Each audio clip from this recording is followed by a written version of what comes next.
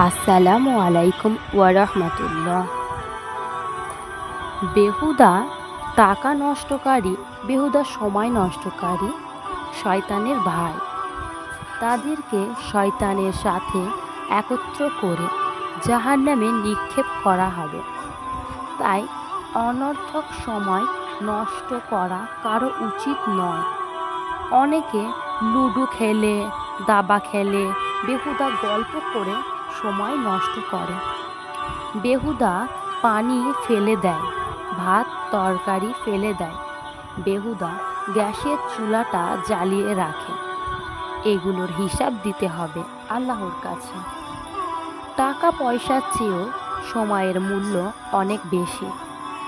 সামান্য একটা টাকা হারিয়ে গেলে আমরা কত আফসোস করি, কিন্তু আমরা এমন আহাম্মক যে এই অমূল্য সময় নষ্ট করেও আমাদের মনে কোনো অনুশোচনা আসে না।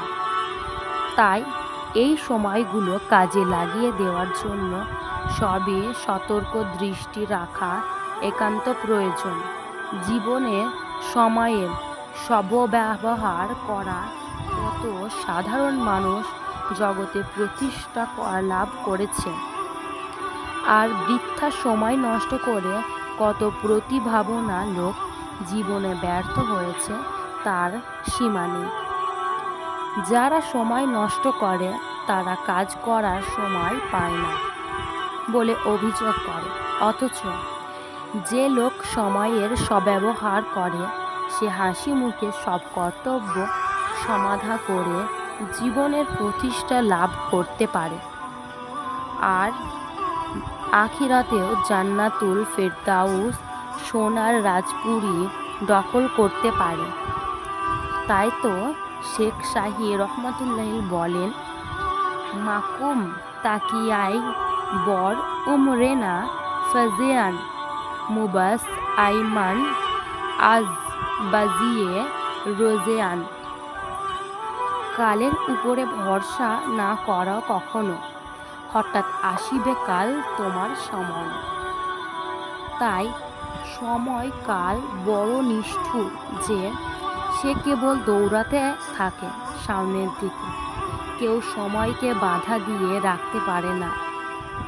তাই দুনিয়ায় মহামানবগণ জীবনের প্রতিটা মুহূর্ত কাজে লাগিয়ে দিয়ে সারা দুনিয়ার মানুষের অন্তরের মণিকঠোর মণিয়াও অমর হয়ে রয়েছে। তারা অলসতা আর অবহেলার সময় নষ্ট করেনি, প্রতিটি মুহূর্তকে কাজে লাগিয়েছে। কিন্তু এত কিছু জেনেও আমরা অনেক সময় নষ্ট করি। এক দিনের কাজ অন্য দিনের জন্য ফেলে রাখি, ভাবি কালকে করলেই চলবে, কিন্তু এটা যে তাই প্রতিটা মুহূর্তকে কাজে লাগা গেলে বুঝা আজ করতে পারো না কালকের জন্য রেখে দিও না। তাই কর্মহীন দীর্ঘ জীবন পেয়েও লাভ নেই, বরং কর্মময় অল্প জীবন পেয়েও সময়ের সদ্ব্যবহার দ্বারা তারা অক্ষম হয়ে থাকে। তাই জীবনকে যদি তুমি ভালোবাসো তবে সময়ের অপচয় করো না।